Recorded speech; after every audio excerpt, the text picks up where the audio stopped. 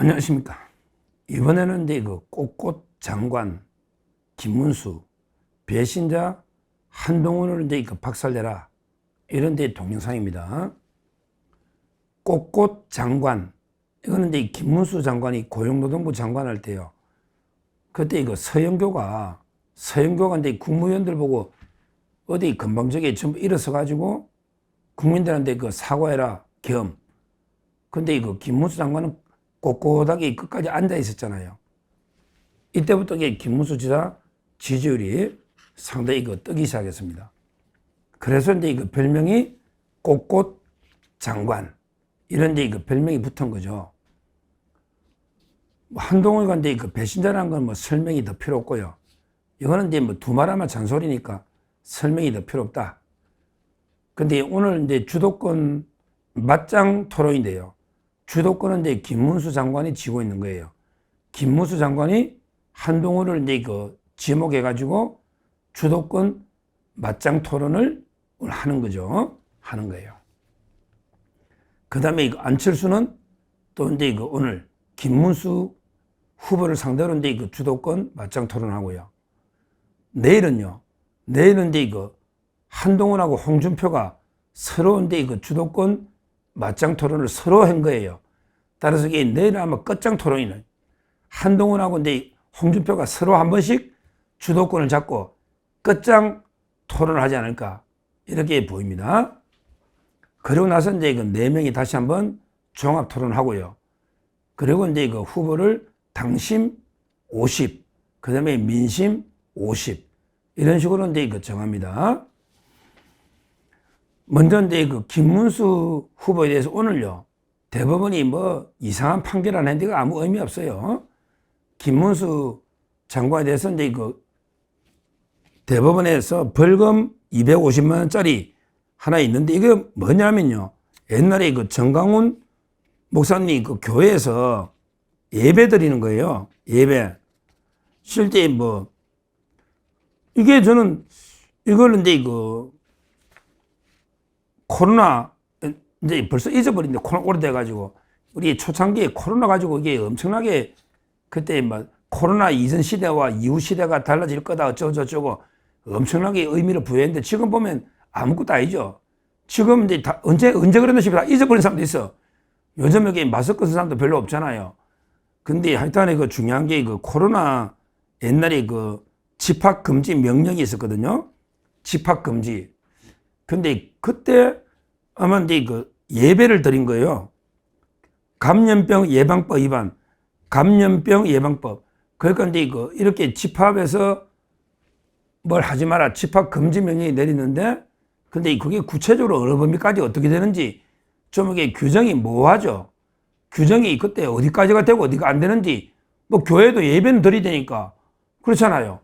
그래서 이제 그때 2020년 아마 이제 3월 29일부터 4월 19일까지 집합 금지 명령이 있었는데 근데 예배를 4번 이게 대면 예배죠. 대면 예배 교회당 문 닫을 수는 없잖아요.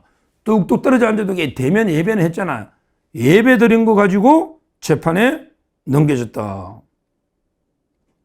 근데요, 이게 아주 명확하게 불법 어긴 게 아닙니다. 김문수 후보가. 뭐냐면 이제 실제요. 서울시에서 이제 행정명령 집합금지하게 따라서 이제 서울시의 명령은 있었지만 이게 과연 적법한 행정명령이냐. 왜냐하면 이게 종교의 자유도 있고 다 이게 있는데 모든 걸 예배를 다 못 드리게 할 수는 없잖아요. 아니, 모든 예배를 종교의 자유 다 막을 수는 없잖아요. 그러니까 이제 서울시에서 대면 예배 금지, 이게 과연 합법이고 합헌이냐. 이게 모호하단 말이야. 재량권을 어긴 게 아니냐. 이런 이제 상태에서 예배를 드린 거죠. 그러니까 이제 이게 1심에서는요. 전부 다 이게 무죄를 놓은 거예요. 1심 법원이 저는 맞다 봐요. 1심에서 김문수 후보뿐만 아니라 이제 그때 교회 예배 드리는 사람도 있을 거 아니에요. 저는 무죄가 나온 거예요. 왜냐하면 이게 서울시에서 모든 걸 일방적으로 모든 예배를 대면 예배를 다 금지하는 거는 재량권을 남용한 게 아니냐. 재량권 남용 이래가지고 이게 무죄가 나온 거예요. 그런데 2심에서 갑자기 유죄로 뒤바뀌면서 대법원에 지금 유죄가 확정된 이런 사건인데, 저는 이제 서울시 행정명령이 그때 너무 비례원칙에 반하는 재량을 남용해서 너무 종교의 자유를 침해한 과잉 조치였다, 이렇게 보기 때문에 저는 개인적으로 김문수 후보 이거는 떳떳한 행동이라고 저는 봅니다. 지금 보나 그때나. 따라서 벌금은 큰 의미가 없다. 법리적으로 이제 선거법은 100만 원 넘으면 피선거권 박탈되지만, 이거는 이제 일반 범죄는 금고 이상, 징역형의 집행유예 이상 나와야 피선거권이 박탈되잖아요. 따라서 이제 법적으로도 아무 의미가 없고, 저는 도덕적으로도 이게 문제가 되는 행동은 아니었다, 이렇게 저는 보고 있습니다. 따라서 이 부분을 가지고 또 김문수 전과가 저쩌고 공개하는 건 아예 포기해라 좌파들. 이거는 이재명이 파렴치한 범죄하고 틀리다.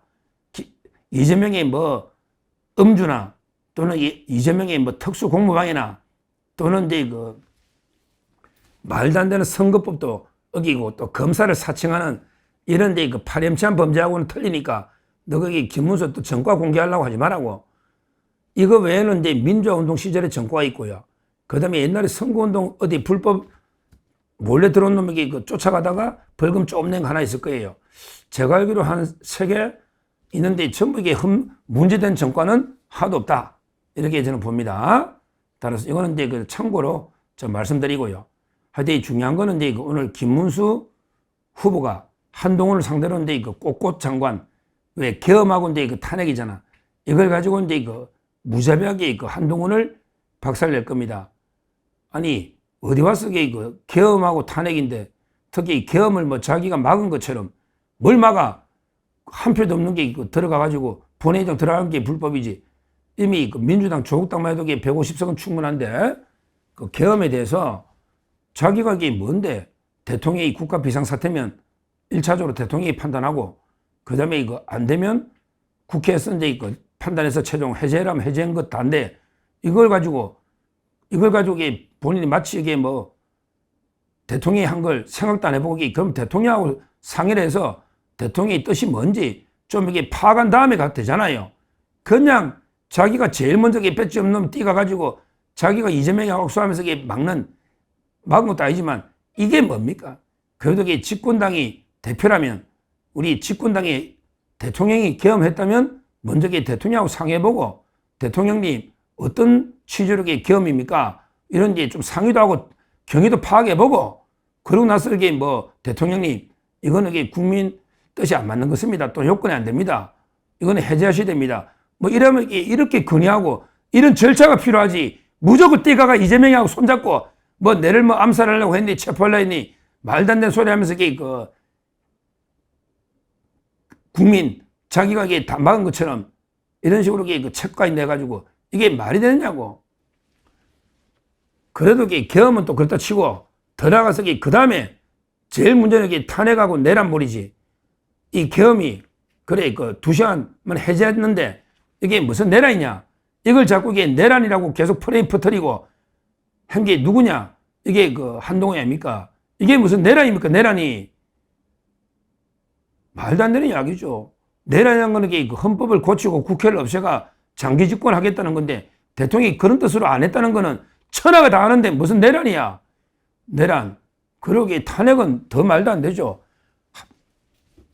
한번 부결된 걸 한동훈이가 홍장호인지 누구한테 자기 체포나 암살 이런 이야기 듣고 삐져가지고 애처럼 이래가 갑자기 탄핵 돌아섰는데, 근데 탄핵도 자기가 다 탄핵을 주도해놨고, 오히려 탄핵은 자기가 주도했잖아, 친한계 의원들이.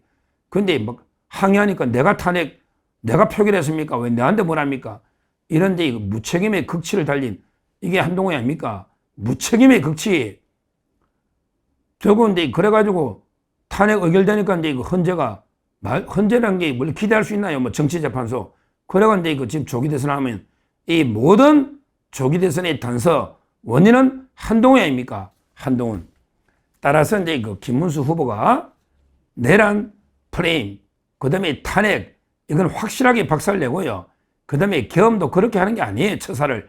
먼저 대통령하고 충분히 긴밀하게 먼저 상의를 하고, 건의를 해보고, 그리고 이게 뭐 도저히 안 되면 또 이게 어떻게 해제 요구를 하더라도 먼저 이게 쪼록 뛰어가가지고 본회의장에 들어가서 이재명을 손잡고 이거는 집권당 대표로서 할 짓이 아니다. 이 말입니다. 이 말입니다. 뭐 김문수 지사관데 이거 계엄 때 뭐 꼿꼿하게 앉아 있었고, 원래 계엄에 국무회의도 못 갔잖아요. 뭐 김문수 장관에게 꿀릴 건 없어요. 한동훈한테 뭐 당할 건 없잖아, 아무것도.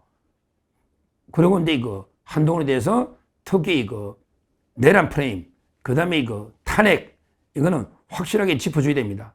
확실하게. 그래야면 이게 다시 한번 한동훈의 그 배신행위가 우리 당원들과 그 다음에 자유우파 국민들이 다시 한번 보게 될 겁니다. 확실하게 짚어줘야 됩니다.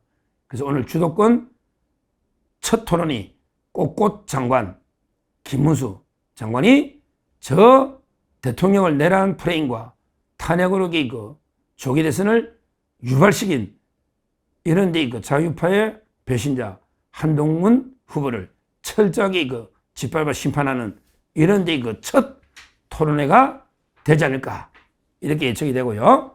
하여튼 이 중요한 거는 이번에 김문수, 홍준표 두 명이 아마 올라갈 것 같아요. 제가 조금 전에 여론조사 지표조사라고 나오죠.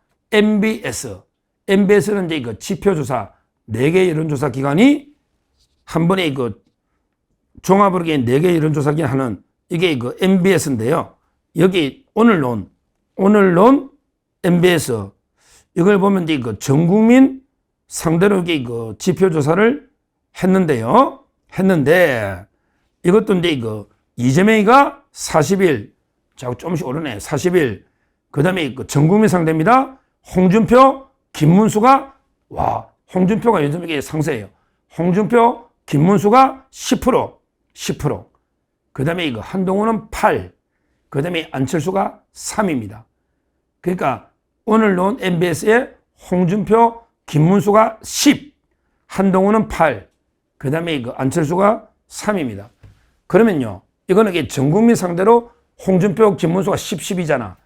근데 당원들 상대로 하면 홍준표나 김문수가 훨씬 더 올라가 있죠. 한동훈보다. 그건 맞잖아요. 당원들보다 전 국민이 상대니까. 따라서 이제 저는 지금도 오늘 논 조사만 봐도 김문수와 홍준표가 두 명이 결승전에 올라가지 않을까. 이렇게 예측이 되고 그게 맞아요. 안철수는 뭐 떨어진 거고 3%. 배신자 한동훈 등이 심판해서 김문수와 홍준표가 멋진 결승 대결을 벌이지 않을까. 오늘 논 MBS 여론조사까지 말씀드리고 하여튼 결론적으로 꼿꼿 장관 김문수가 배신자 한동훈을 심판하는 이런 데 첫 주도권 맞짱 토론이 오늘 벌어진다. 이걸 말씀드립니다. 감사합니다.